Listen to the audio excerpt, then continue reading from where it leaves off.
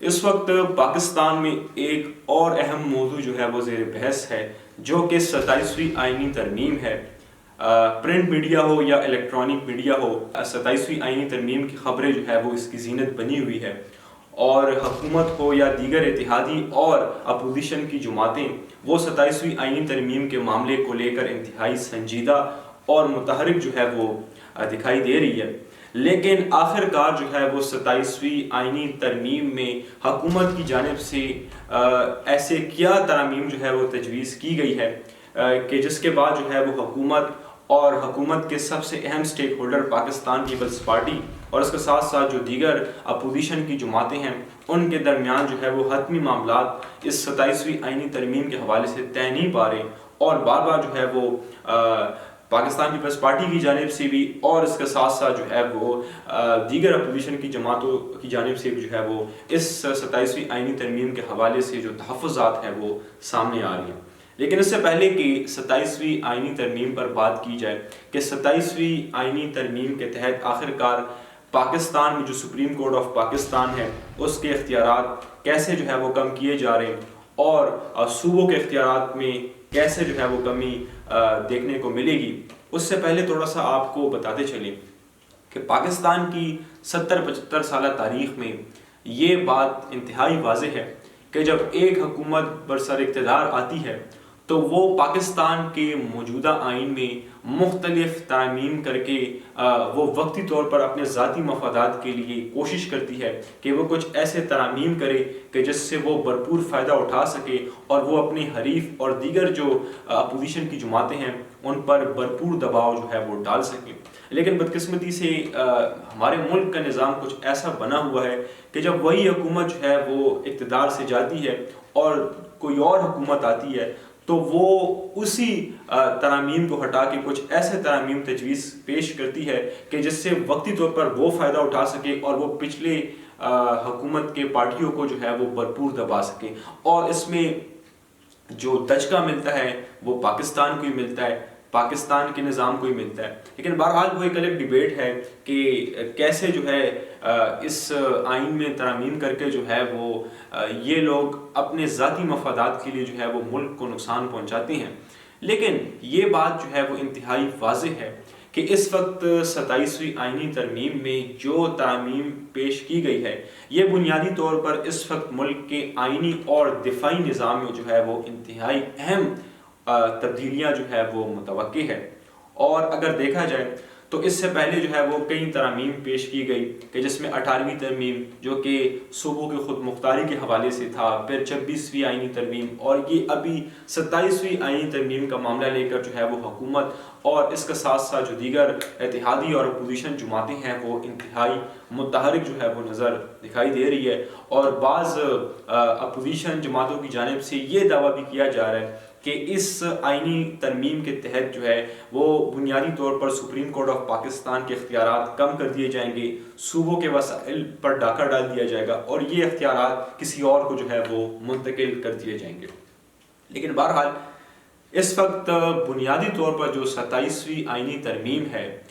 تو یہ بنیادی طور پر اس وقت ملک میں جو موجودہ آئینی اور دفاعی نظام ہے اس میں کچھ اہم تبدیلیاں جو ہے وہ تجویز کی گئی ہے۔ اگر دیکھا جائے تو اس وقت سپریم کورٹ آف پاکستان میں آئینی معاملات کو دیکھنے کے لیے ایک آئینی بینچ موجود ہوتا ہے، اور اس آئینی بینچ کی بنیادی ذمہ داری یہ ہوتی ہے کہ وہ پاکستان کی آئین کی تشریح کرے یا آئین کے حوالے سے جو دیگر تنازعات جنم لیتے ہیں وہ اس تنازعات کو جو ہے وہ حل کرے۔ لیکن اس وقت جو 27ویں آئینی ترمیم میں جو اہم تجویز پیش کی گئی ہے اس میں بنیادی طور پر جو ہے ایک الگ آئینی عدالت کے قیام کے حوالے سے جو ہے تجویز پیش کی گئی ہے، اور کہا جاتا ہے کہ جو یہ الگ آئینی عدالت ہوگا، جو پہلے جو ہے وہ سپریم کورٹ میں ایک آئینی بینچ ہوگا، اب آئینی بینچ کی بجائے جو ہے ایک الگ آئینی عدالت کے قیام کے حوالے سے تجویز پیش کی گئی ہے، اور یہی آئینی عدالت جو ہے اب آئین کی تشریح بھی کرے گا، اور وہ آئین کے تنازعات کے حوالے سے جو اہم فیصلے ہوں گے وہ بھی یہی آئینی عدالت جو ہے وہ کرے گی۔ غرض یہ کہ سپریم کورٹ آف پاکستان سے جو آئین کے اختیارات ہیں ہے یا آئین کے حوالے سے جو تنازعات کا ان کا ایک کردار ہوتا تھا براہ راست وہ ختم کر دیا جائے گا، اور یہ براہ راست یہ اختیارات جو ہے وہ اس آئینی عدالت کو جو ہے وہ منتقل کر دیے جائیں گے۔ اور اس کے ساتھ ساتھ اس آئینی ترمیم میں بنیادی طور پر سپریم کورٹ آف پاکستان اور دیگر جو عدالتیں ہیں ان کے ججوں کے حوالے سے بڑی اہم ترمیم جو ہے وہ اور سفارش تجویز کی گئی ہے، کہ جس میں کہا گیا ہے کہ سپریم کورٹ آف پاکستان اور دیگر عدالتوں کے ججوں کی جو بالائی عمر کی حد ہے وہ 70 سال جو ہے وہ کی جائے، اور اسی معاملے کو لے کر بھی جو ہے اس وقت حکومت اور دیگر اپوزیشن جماعتوں کے مابین جو ہے وہ معاملات طے نہیں پا رہے، اور اس کے ساتھ ساتھ کچھ اور اہم تجاویز بھی جو ہے وہ پیش کی گئی ہیں، کہ جس کی وجہ سے اس وقت جو ہے وہ اس ترمیم کے حوالے سے کوئی حتمی فیصلہ جو ہے وہ سامنے نہیں آیا۔ اور سب سے اس وقت جو اس آئینی ترمیم میں سب سے بڑی تبدیلی اس وقت جو واضح طور پہ سامنے آ رہی ہے، جس میں یہ تجویز پیش کی گئی ہے کہ اس وقت پاکستان کے جو 3 مسلح افواج ہیں تو اس کے لیے جو ہے ایک کمانڈر آف ڈیفنس فورسز کا ایک نیا عہدہ جو ہے وہ متعارف کروایا جائے اس آئینی ترمیم کے تحت۔ یعنی یہ بھی تجویز پیش کی گئی ہے کہ تینوں مسلح افواج کے مابین جو ہے وہ باہمی تعاون کے لیے اور ان کو مزید متحرک کرنے کے لیے جو ہے ایک کمانڈر آف ڈیفنس فورسز کا ایک نیا عہدہ جو ہے وہ متعارف کروایا جائے۔ بہرحال اگر دیکھا جائے اس وقت پاکستان میں جو ہے وہ joint chief of staff forces کا ایک عہدہ موجود ہے، اس کے ساتھ ساتھ تینوں مسلح افواج کے جو ہے وہ اپنے